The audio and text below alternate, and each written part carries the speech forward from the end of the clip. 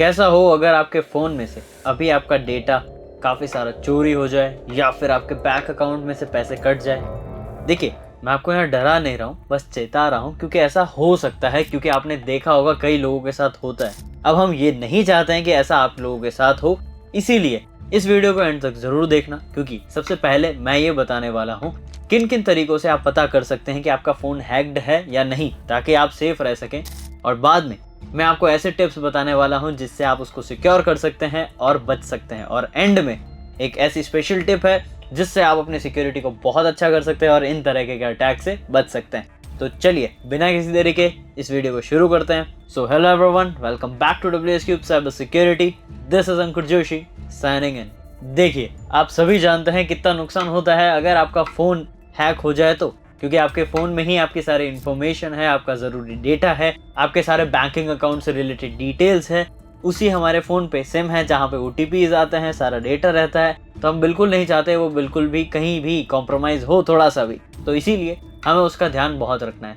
तो आप पता कैसे चलाएंगे कि वो हैक हुआ है या नहीं? तो पॉइंटर नंबर 1, बैटरी ड्रेनेज काफ़ी ज़्यादा होना।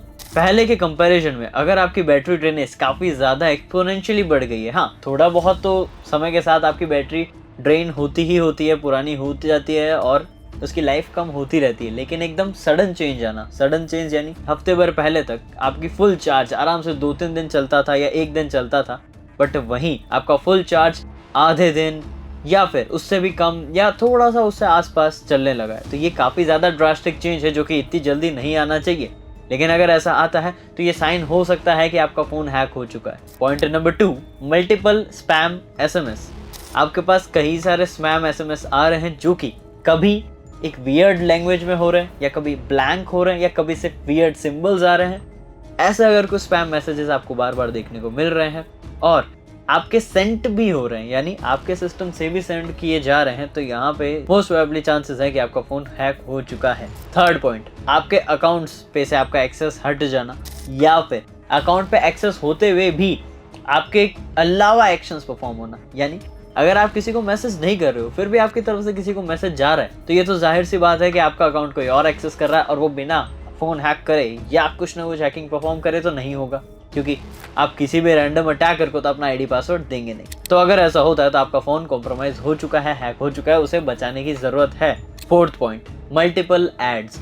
अगर आपको अपने फ़ोन में कहीं ज़्यादा एड्स दिखने लगे हैं फ़ोन चलाते वक्त, कई सारे एड्स आपको व्यू हो रहे हैं जो कि पहले नहीं थे, एडवेयर की वजह से आए हैं, तो यहाँ पे कॉम्प्रोमाइज़ होने के चांसेस और ज़्यादा बढ़ जाते हैं और एक काफ़ी बड़ा रिस्क फैक्टर आ जाता है जिससे आपके सिस्टम को नुकसान हो सकता है या आपके एंड्रॉयड या मोबाइल डिवाइस को नुकसान पहुँच सकता है। तो ये चीज़ को बिल्कुल भी लाइटली ना लें और सिक्योरिटी मेजर्स को फॉलो अप ज़रूर करें, जो कि अभी आगे हम सीखने वाले हैं, तो वीडियो को एंड तक ज़रूर देखना। फिफ्थ पॉइंट है ब्लूटूथ, वाईफाई या फिर कॉलिंग। इन सब जैसे आप ट्रांजैक्शंस करते हो, जैसे ब्लूटूथ से कोई ट्रांजैक्शन कर रहे हो, बीच बीच में ट्रांजैक्शंस में इशू आना, डेटा ट्रांसफ़र में इशू आना, वाईफाई से कनेक्ट होने में इशू आना, या फिर जब आप किसी से कॉल पे बात कर रहे हैं एंड उस दौरान सामने वाले की आवाज़ काफ़ी कट रही है या आपकी आवाज़ काफ़ी कट रही है एंड एक आपको ग्लिची साउंड आ रही है, काफ़ी ज़्यादा ग्रंजी, नॉइजी या फिर ग्लिची साउंड अगर आ रही है काफ़ी ज़्यादा कॉलिंग के टाइम, तो मोस्ट प्रोबेबली यहाँ पे आपका डिवाइस हैक हुआ है, साथ ही साथ वो आपके कॉल्स पे भी नज़र रख रहा है। तो यहाँ पे ये कंसर्न टॉपिक है, यहाँ पे तो कम्प्लीटली आपका डिवाइस हैक हुआ ही है और उस पर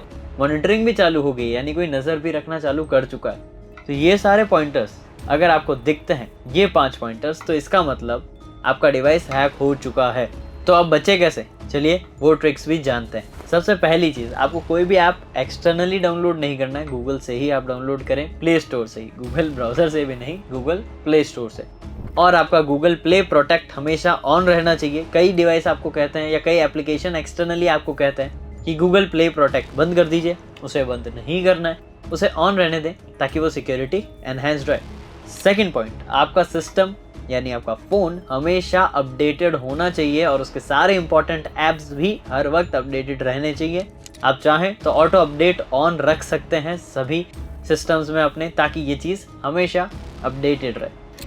थर्ड, आपको ये ध्यान रखना है अगर आपको कोई भी डेटा, कोई भी फाइल या कुछ भी लिंक शेयर करता है तो उसको पहले चेक कर ले। अब ये चेक करना कैसे है, ये बहुत इंपॉर्टेंट और बहुत ईजी सी चीज़ है।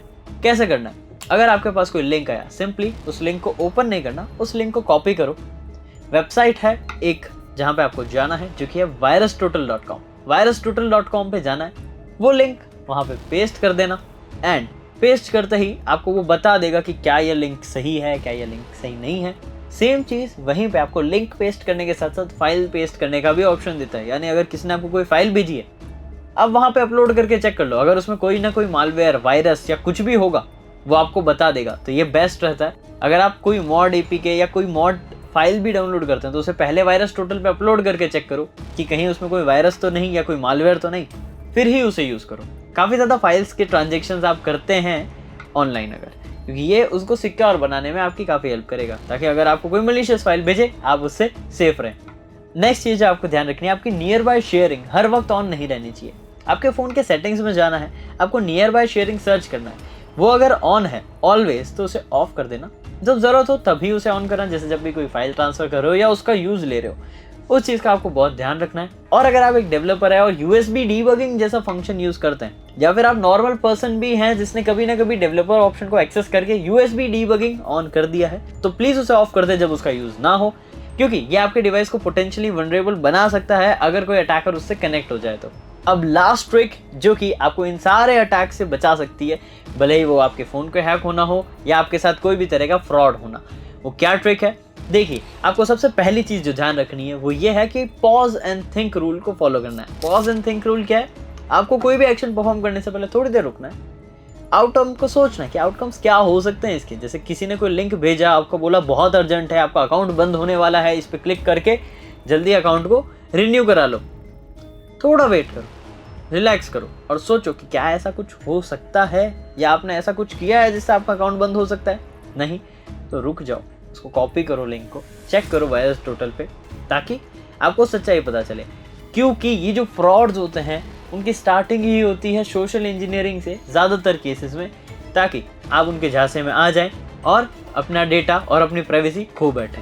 तो यहाँ पे ये अटैकर्स या स्पैमर्स क्या करते हैं, एक अर्जेंसी क्रिएट करते हैं, यानी अर्जेंट कुछ ना कुछ काम कराते हैं कि अर्जेंटली इसको क्लिक करो, अर्जेंटली ये फाइल ओपन करो, अर्जेंटली ये करो, वो करो, क्लिक करो, OTP बताओ या पासवर्ड बताओ, कुछ भी ऐसा अर्जेंटली बताते हैं और आप पैनिक करके चीज़ों में फंस जाते हैं। आपको बस ये ध्यान रखना है, पॉज एंड थिंक रूल को फॉलो करना है, थोड़ा सा समय देना है खुद को और आप खुद जान जाएंगे, क्योंकि आप अच्छे से जानते हैं किस किस तरीके से अटैक्स हो सकते, जो कि WSCube साइबर सिक्योरिटी आपको हमेशा से अवेयर करता है।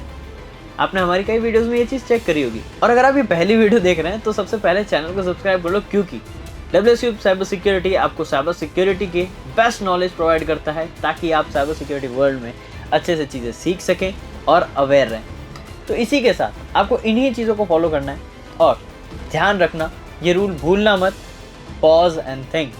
ये रूल को फॉलो करते हुए आप 95 to 97% सोशल इंजीनियरिंग अटैक से बच सकते हैं। कभी कभार चांसेस होते हैं कि हम इसमें फंस जाएं कभी कभी, लेकिन हमें अपनी मेंटल स्टेज को क्लियर रखना है ताकि हम इनमें फंसे बिल्कुल ना।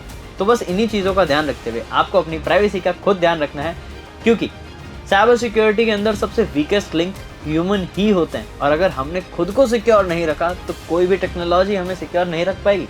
तो खुद की सिक्योरिटी का ध्यान रखते हुए आगे और चीज़ें सीखेंगे WSCube साइबर सिक्योरिटी पे, तो बने रहिए। एंड मैं मिलता हूँ आपसे नेक्स्ट वीडियो में और amazing, informative and knowledgeable cyber security content के साथ। तब तक के लिए this is Ankur Joshi signing off.